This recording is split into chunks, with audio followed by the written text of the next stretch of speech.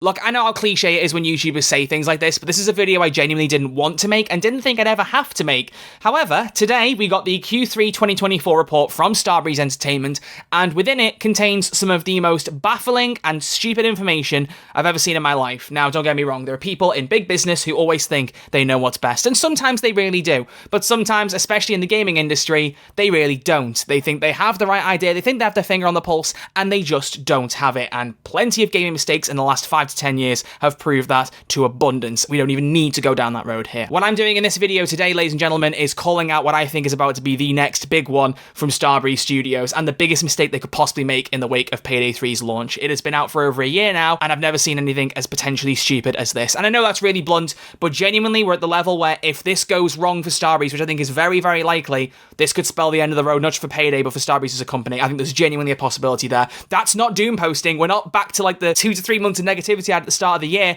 I can only imagine what the atmosphere is like on the ground level for the developers, because as I've said a million times, the developers are just trying to make the best game they can. The people that you and I know on the community team and the development teams, they're just trying what they can. It's often the decisions of the executives that end up letting them suffer, and I think this is about to be one of those situations. So today, I'm going to talk about the most important parts of this Q3 financial report. I'm also going to touch on Connor Sherry Shaw's video that they put out just a couple of days ago about the rise and lead up to Payday 3. A very good video, which I only have a couple of discrepancies with in certain points, a couple of little criticisms or disagreements, I should say, but there's one thing at the end a lot of people have been talking about that I do want to comment on with regards to Digital Bros and 505 Games. If you know what I'm talking about, that'll come later. If you don't, I will explain it later, but that's not something to worry about right now, I don't think. This, however, certainly is. But as always, if you are new to this channel or find yourself coming back on the regular and you haven't already clicked the subscribe button, please do consider doing so. Also, clicking like on the video helps get this video out there to other Payday fans. It just means a lot to me and helps support the content that I make, and it doesn't cost you anything to do, so please do consider doing it. Right. Let's have a little bit of a look at this, shall we? So, the financial reports are often to share where the company's at, what their key goals are, what their achievements are in the past quarter or year, depending on the term of the report. This time it's just Q3, so it's a 3-month span, not the full year report that will come in a few months' time. But they've talked a bit about Payday 3, about Project Baxter, their Dungeons & Dragons game they're working on, and basically tried to big themselves up to investors and shareholders. You will often find the dialogue in these will not twist the truth, but sometimes omit the details that shareholders might get a little bit uneasy about, and that the company doesn't have to necessarily tell you about. For example, they talk about with Payday 3 that at the end of October, one of the biggest updates since launch was released with a brand new user interface, server browser, VoIP, and much more. Does it mention any of the problems the game has right now? The fact that they've got a hotfix coming that won't even fix all the issues that update's created?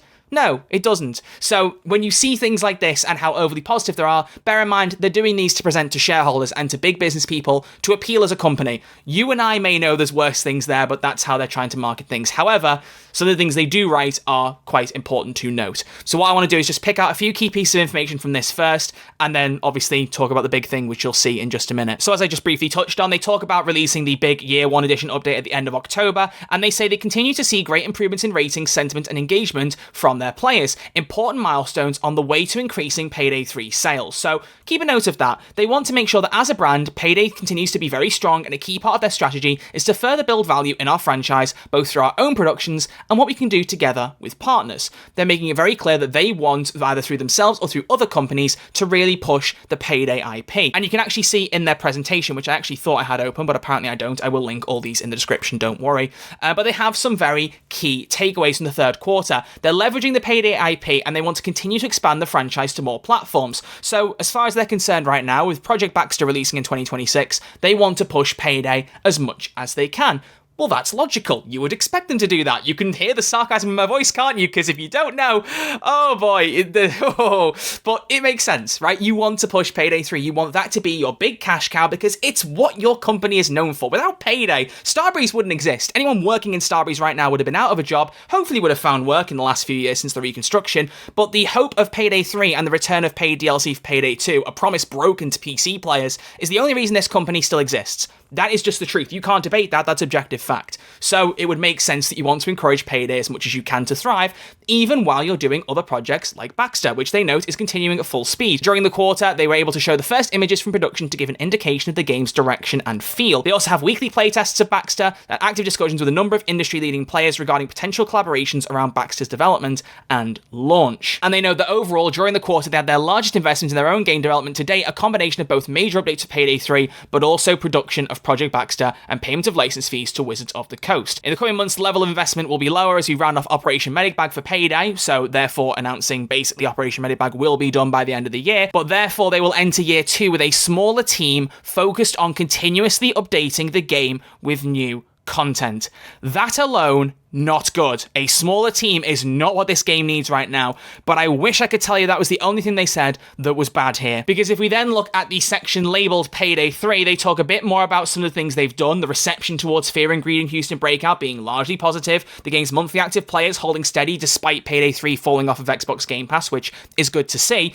But the level of investment during Payday 3's first year on the market, both through launch DLCs and Operation Medic Bag, has been at an elevated level. So what we've had in the last year has been what they refer to as an elevated level of support. Now, need I remind you, that was 6 months of no updates at the start of the year, not counting the unready button, which, I mean, did many of us count that? There were some bug fixes, but genuine content, 6 months. We had to wait. Please don't insert the Venom meme. I'm already thinking it. But we've got that. We've also got the fact that if they hadn't been contractually obligated to release Boys in Blue, Houston Breakout, and Fear and Greed before the year 1 term had ended because of their promise via the year 1 edition, those updates definitely would not have come out at the time they did. They would have been more spread out, hopefully a lot less buggy, and therefore better content releases. I mean, hell, we might not have even had Fear and Greed yet, genuinely. Who knows? So they were really pushing themselves to make those timelines, and before that we had months with no updates. That's their elevated level. So not only are they going to focus on year 2 with a smaller team, what they say after that is ahead of year 2, we are confident in being able to continue delivering amounts of value to our players with a significantly lower level of investment.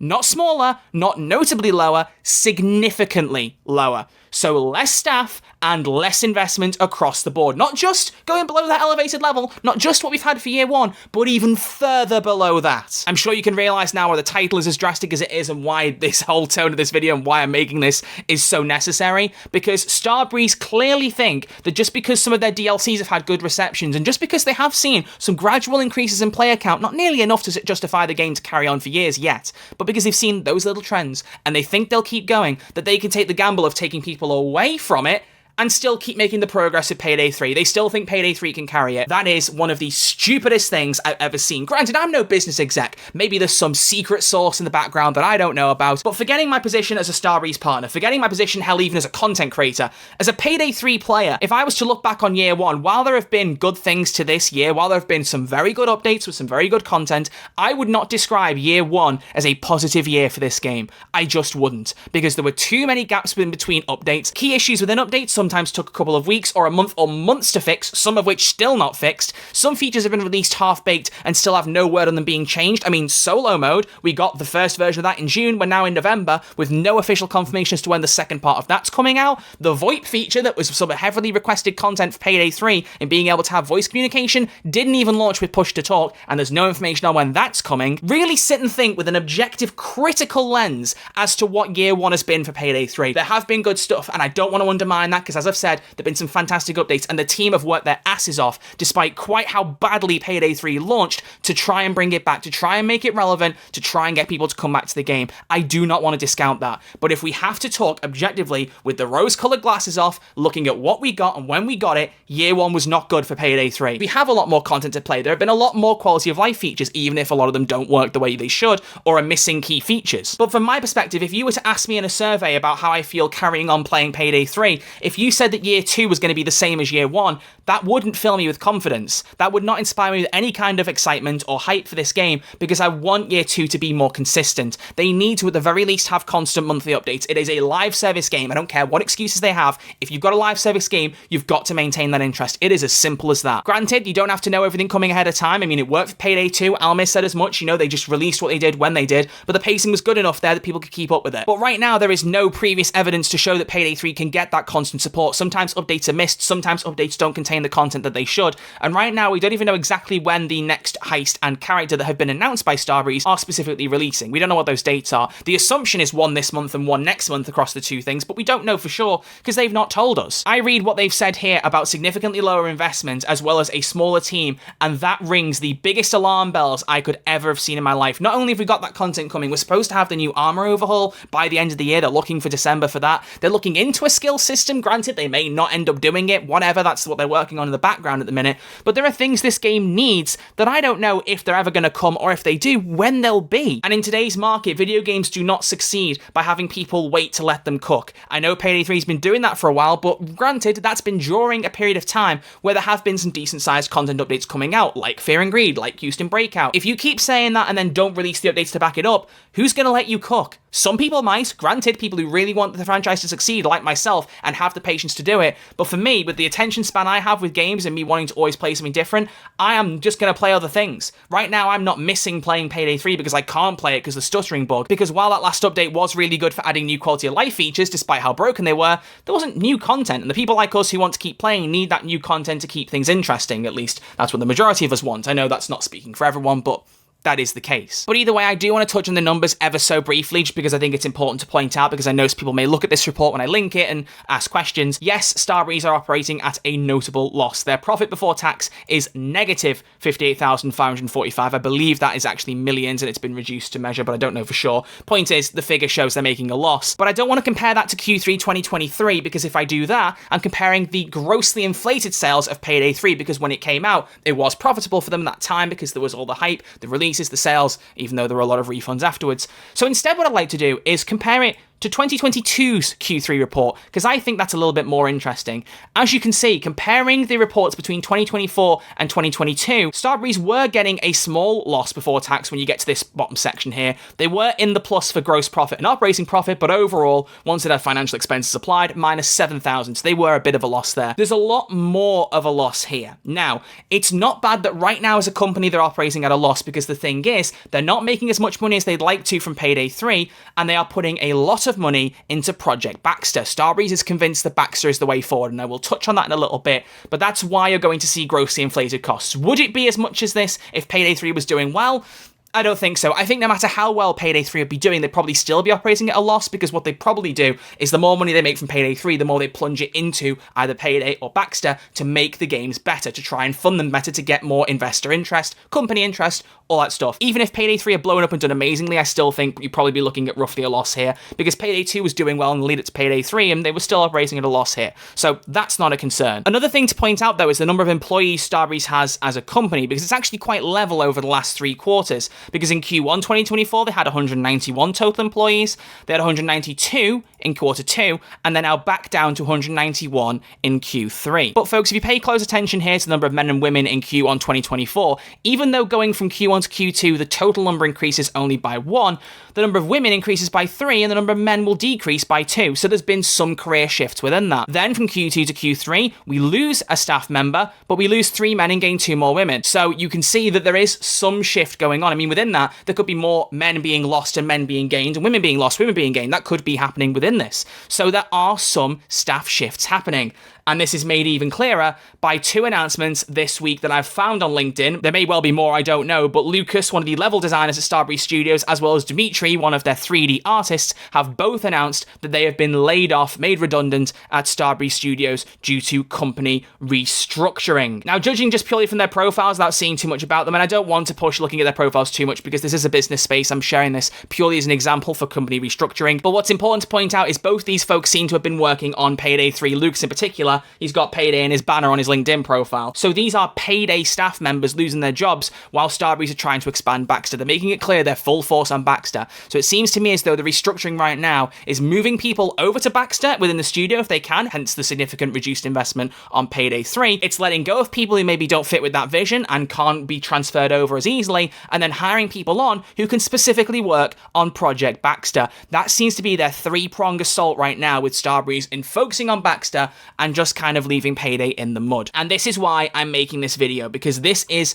a call out basically to Starbreeze. I don't know if this is going to work. In fact, to be honest, it's almost definitely going to fall on deaf ears, because I've already been quite blunt about executives and my opinions on them, and I'm sorry if you're someone out there who's an executive who genuinely is trying to steer things in the right direction, but unfortunately, as gamers, as cringy a term that is these days, we're all very used to executives not quite following the paths they should, or claiming that they know best while they buy their 10th supercar to put in their garage. Like, you know, realistically, we've seen plenty of stories stories of this recently, of people losing their jobs and then executives taking fatter cuts. Here, I think it's just as simple a case of executives thinking they know best for a company and just completely steering it down the wrong direction. If you actually look at this chart here for 2023 to 2024, they note they want to ensure high lifetime value for Payday 3 through consistent release of paid and free DLCs and knows it as their current highest priority. This is now grayed out. They're focusing on the 25 to 27 plans, and that doesn't even mention Payday 3 in that specific way, simply just saying they want to build the franchise, media beyond games, but also opportunities to partner and out-license the IP. Do you seriously think people are going to care about a Payday TV series with the game being as bad as it is right now with Payday 3 in terms of public reception at the very least, even if it's getting better? I know Cyberpunk Edge Runners did great things for that game, but that game was already much closer back to redemption by that point when that show came out, and then Phantom Liberty came out, and then bam, everyone loves Cyberpunk now. So, you know, there have been successes like that before, but Payday 3, I don't think it has that foundation. So if they really are thinking that it's more important to focus on the media application and not, you know, the game that will keep people playing, then what do you want me to say? Like I said, this clearly isn't their current priority anymore. They've grayed out this box and didn't even bother ticking that off. And combining that with what they've said about wanting to reduce the investment in Payday 3, I don't get it. I really do not get it. They've put some big to be announced thing in their chart here, thinking there's going to be loads of stuff here, but I genuinely don't expect there to be. I really, really don't. They talk a bit about Project Baxter, they talk about some of the pictures for it, and what they've learned from Payday 3 applying to it. Well, I hope that's what they're going to do, but really, the way they're handling Payday 3 right now, I don't trust it. I genuinely do not trust it. I'm marginally interested in Project Baxter because obviously with my Baldur's Gate 3 love, I mean, hell, I'm literally wearing a t-shirt for it right now. I, of course, want to check it out and see what they've done, but I don't want this to replace Payday 3. With all due respect to Starbreeze, I don't even think they know their core audience, because Project Baxter surely is not going to be the same as Payday 3, based purely on the fact that it's a co-op 4-player game, because it's not going to be a first-person shooter. The way in which it plays is surely going to be vastly different to Payday 3. Overkill's The Walking Dead was a little bit different, but that still had gun combat. There aren't guns in Dungeons & Dragons. There are spells, sure, but you're not going to make the whole game around that. That's not how D&D works. So this is just generally a bit of a call out. I'm just going to say this right now because I am genuinely afraid for the future of Payday 3 after this today. And how Starbreeze behave over the next couple of months will genuinely prove or disprove some of the intent that these higher-ups have. But if they genuinely are thinking that leveraging Payday 3's staff to Baxter and thinking they can survive the next 2 years as Payday 3 flounders is a good idea, I'm here to say right now, don't even think about it. I think it's too late to say this now, I genuinely do, but if there is any chance this can change, Payday 3 is struggling to get its reputation back. Almir and Andreas were overjoyed to see the Steam ratings improve while I was there in Sweden. They were so happy about that, as was everyone in the studio, but that happened from a year of very hard work that was not without problems. Plenty of issues that are still withstanding, plenty of issues that took ages to fix. They have fought tooth and nail to get this game back. So if the higher-ups then decide that it's better to just put two in the back of its head and have a couple of people on life support for the game, which isn't what they say, but if you're significantly reducing the amount of staff based on what we already had now and some of the gaps we've had between updates, that is basically just putting it out to pasture, as far as I'm concerned. Stuff may still come out for this game, but it's going to be a battle for developers to get it out in any kind of timely manner. On top of that, releasing it in a finished state, in a state people like, in a state that if there's feedback they can respond to it quickly, none of these things are going to be possible because they're barely managing it now with year one. So this video serves purely as a statement, at least from me, as a Payday 3 fan, not even as someone who, you know, people like to refer to as an influencer who will tell everyone how to think, which I still don't believe. I'm more than confident my audience has their own blooming opinions, but whatever. As a Payday fan who just happens to have a bit more of an eye on what I say, I guess, as a Starbreeze partner, I'm genuinely saying to you right now, if you can find me 10 people who think reducing the Payday 3 staff count is a good strategy for your company, I will genuinely be surprised. I do not see it happening in the slightest, because you're also trusting people will transfer over to Baxter, which they didn't in their droves for Overkill's The Walking Dead, and they didn't in their droves for Raid World War 2. Two games that were more like Payday 3 or Payday 2 than Dungeons & Dragons is going to be.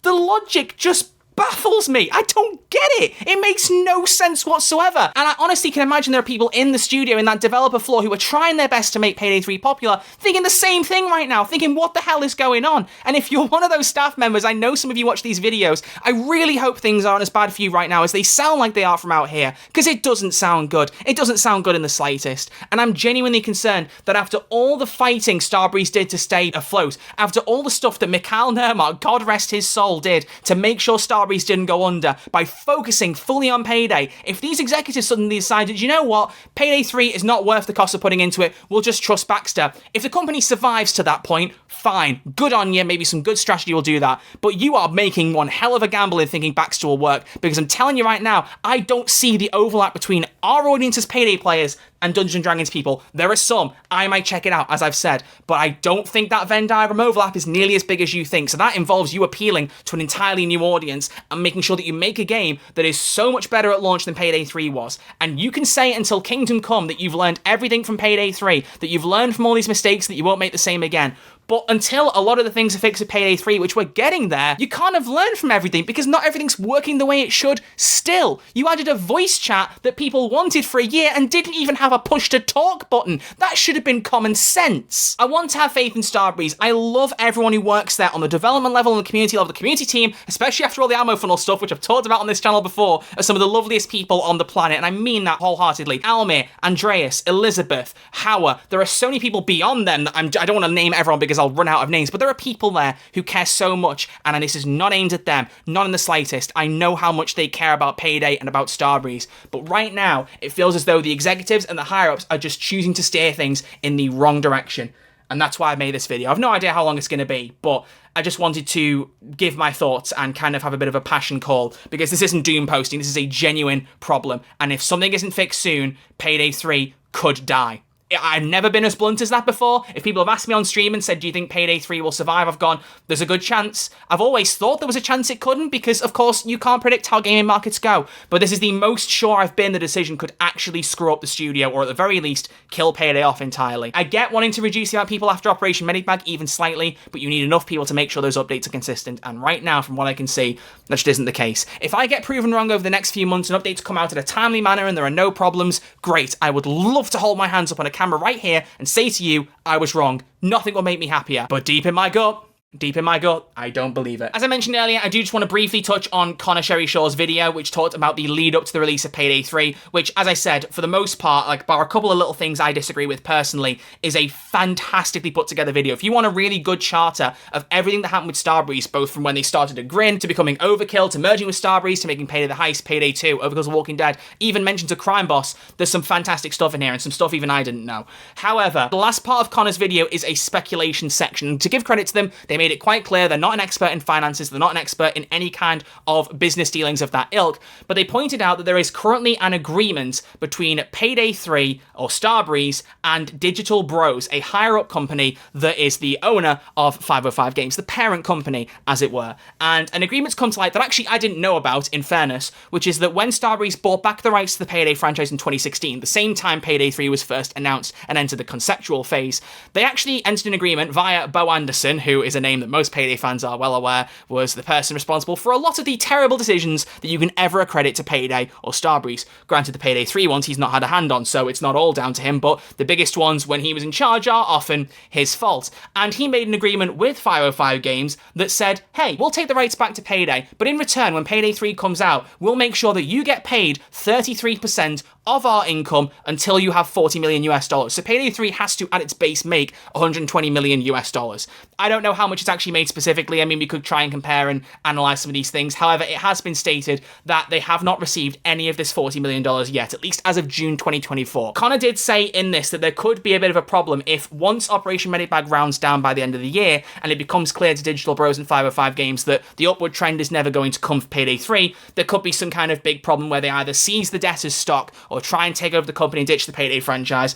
I just want to say right now, I think I'd be much more concerned right now with Starbreeze's own stupidity than anything else beyond that, because it is stupidity, genuinely. There's a post here from Reddit that I've just displayed on screen that one of my followers has replied to me with that was taken from the Reddit. They've put that in their alt text. It's in r/Payday the Heist. I don't know the link, but I'm sure we could find it if we looked for it. But it does note that the speculation is, given the amount of money Starbreeze has to pay their parties like the publisher, etc., they are likely not in a position to pay this and dispute the terms of the deal to afford themselves some breathing room. In response, Digital Bros could take over Starbreeze by either claiming the 40 million as a debt owed to them and purchasing it to achieve a controlling share, because right now they own 40% of the company's shares, so not a majority, but they're not far off. Or they could claim Starbreeze has violated the terms of the agreement and the contract is void, and therefore get some of the Payday 2 or all the Payday 2 rights back to them. Either of those could happen. I don't want to dispute that, but I don't think this timely December 2024 thing is something to worry about. I think genuinely what will be more concerning is seeing how Payday 3 focuses now over the next 6 months, over the first half of year 2, because as I've said, the more imposing thing right now is the plan agreement. What happens in March when that agreement comes to an end? Are Plan going to renew their support for Starbreeze? Are they going to pull the plug? I wouldn't blame Plan if they backed out, especially knowing that Payday 3's got less staff. Why market a game that barely anyone's developing? I wouldn't understand it. Maybe if it's low cost for them, they'll just keep supporting it. I don't know. But as far as I'm concerned, from everything I've seen from finance and stuff, while I don't want to discount this, and it is an interesting deal I didn't know about, and it could maybe cause a problem down the line, it's all assuming the worst. It's assuming that Digital Bros want to take over Starbreeze, they want to ditch the Payday franchise. Who's to say that even if they took over Starbreeze, they didn't then try and push the Payday franchise? We don't know. They could be working really well together right now. They might be very understanding that Starbreeze haven't paid the debt. We don't know. There's a lot of what ifs and assumptions happening here, and I'm personally willing to just kind of take a step back from that one and just say, let's wait and see. Let's see how this one plays out, because I don't think this one's quite the urgent problem that Connor's speculated it to be, or that other people are believing it to be. It could be. It also could not be. Connor wasn't confident anyway, but the problem is when you put something like that in a video, people are going to start assuming the worst. Not Connor's fault. That's just the way that the internet works. But I just think that it's worth just taking a step back. Just waiting and seeing where that goes. So I just wanted to point that out there. But like I said, overall, bar a couple of little disagreements I have, this is a fantastic video and I can't recommend it enough if you want a full history of Starbreeze. It's very, very well done and very, very well sized as well. There's over 200 sources that they've linked in the description. Really, really good stuff, genuinely. So I do recommend that video to you if you want to spend 3 hours finding about Starbreeze history. It's very interesting to do. But yeah, so that's everything I got to say in this video. I have no idea how long this is going to turn out to be, but I have a lot of thoughts I wanted to get out here. And to see Payday 3 potentially start to suffer, especially considering that they've said that they've managed to survive with player counts despite leaving Xbox Game Pass, the fact that community sentiment is beginning to improve on Steam and other places like that, the fact that they are starting to see more people come back to play the game, to then take it out back and put two in the back of its head by reducing not only the staff on it, laying people off or moving them to Baxter, but on top of that reducing the investment the game gets significantly. It's like they know that Payday is what they want to succeed, they open their statements with it, but then say, you know, maybe Payday can just survive if we do nothing. I've got no words. I've got no words. I genuinely have. I mean, Payday 2 might still be making money for them. It's important to point that out. You know, when you look at their financial reports, I've got so many versions of this tab open, I'm honestly losing track at this point. But here we go. I had to search it up to find it. But you can see in the third quarter of 2024, Payday 2 sales brought in 11.5 million, where Payday 3's brought in 22.9. So Payday 2, which hasn't had any new content for over a year, has had some problems with licensing content being removed, has still managed to do about half as good as Payday 3 with absolutely zero effort. So Payday 2 can generate money for them. Can it generate enough? I don't personally think so. And I don't think Starbreeze think or want that to be the case either, but they could be doing so much more with Payday 3 if they actually focused on it. I think the problem is they're so nailed down now, perhaps with Wizards of the Coast or perhaps with shareholders or whoever it may be, to meet that 2026 release date. And the problem is, especially with Starbreeze, if you nail in a release date for something like that, you risk releasing things unfinished. I will say until Kingdom Come, if Payday 3 had had one more year in the oven, imagine how much better it could have been. Imagine all the stuff that Year 1 Edition has had now in Payday 3 coming out at launch with the game. It coming that way, looking that way, playing that way, with the extra bits in like push to talk that should have been in there logically to start with.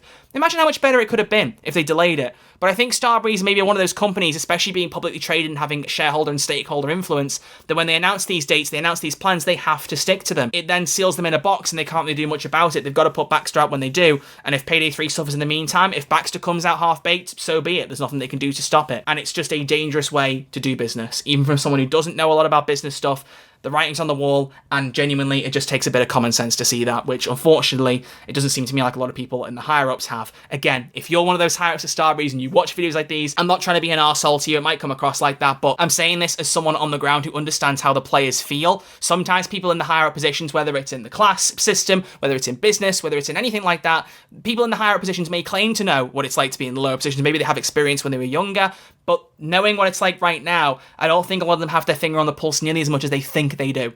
And that's one of the biggest problems. It's trend following. It's assuming things will go better over time. It's this overall industry-wide belief that even if you release a game half-baked, it will get better over time, players will come back, and they'll forgive you, so you can just keep doing it over and over again.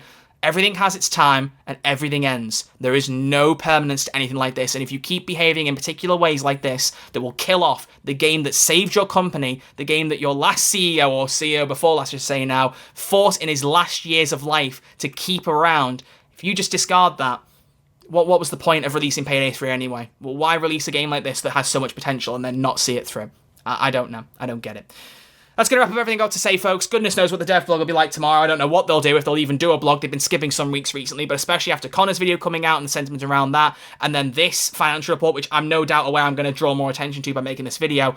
Goodness knows what they'll do tomorrow. I really don't know. I'm expecting very little, but if they happen to release something big, as always, I'll be here to report it. Thank you all so much for your support. I truly do appreciate it, and I will see you all tomorrow or whenever soon with new content. Look after yourselves, stay safe, take care. Thanks for watching.